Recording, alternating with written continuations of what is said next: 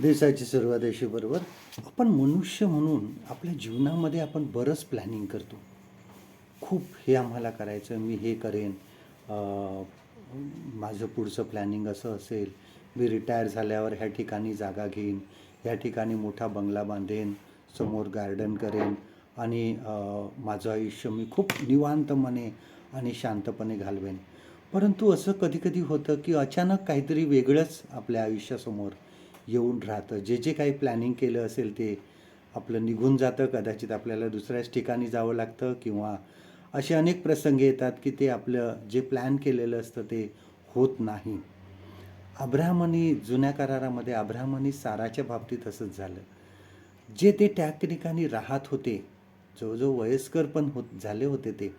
परंतु देवाने त्यांना सांगितलं, की अब्राहमाला आज्ञा केली, की आपला देश, आपले गणगोत्र व आपले पितृगृह सोडून मी सांगेन त्या देशात जा. आणि अब्राहम सर्व काही त्यांनी गोळा केलं आणि तो निघाला. वचन असं सांगतं बघा, वचन असं सांगतं, की अब्राहम निघाला, पण तो कोठे जात होता हे त्याला स्वतःलाही माहीत नव्हतं. संपूर्णपणे तो देवाच्या अधीन होता. देवावर त्याचा विश्वास होता पूर्ण. आणि तो देव कुठे घेऊन जाणार आहे हे त्याला माहीत नव्हतं, पण त्याला माहीत होतं की देव मला घेऊन जाणार आहे. देवाने त्याच्याकडे नकाशासुद्धा दिला नव्हता की ह्या देश आहे आणि ह्या देशात तुला जायचं आहे. परंतु देवाला त्याच्याकडून त्याची योजना पूर्ण करून घ्यायची होती. त्याच्या संतानाद्वारे, त्याच्या मुलाच्याद्वारे त्याला राष्ट्राची निर्मिती करायची होती. आपल्या जीवनामध्ये आपण बरेचदा असे निर्णय घेतो, परंतु ते निर्णय कदाचित देव आम्हाला दुसऱ्याच बाजूने घेऊन जातो. आपले जे प्लॅनिंग आहे, आपले जे निर्णय आहेत, ते पक्क्या पेनाने कधी लिहू नका.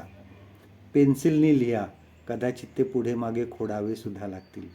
कारण देवाच्या मनात का आहे, देव कुठल्या कामासाठी आणि कधी बोलवेल हे आपल्याला सांगता येत नाही. देव असेही कार्य आपल्यावर सोपवेल, ज्या कार्याची आपण स्वप्नात पण कधी कल्पना केली नसेल. असं कार्य पटकन समोर येईल आणि देवाची आज्ञा असेल की जाऊन हे कार्य तुला पूर्ण करायचं आहे. आपल्याला माहिती नाही, पण आपला हात कोणी धरला आहे हे आपल्याला पूर्ण माहीत आहे. आजचं देवाचं वचन आपल्यासाठी हे आहे. नीतिसूत्र ह्याचं 16वा अध्याय 9वं वचन. प्रोव्हर्ब्स चॅप्टर 16 अँड वर्स 9. मनुष्याचे मन मार्ग योजिते, पण परमेश्वर त्याच्या पावलास मार्ग दाखवितो. परमेश्वर करो आजचा दिवस तुमचा आशीर्वादित करो.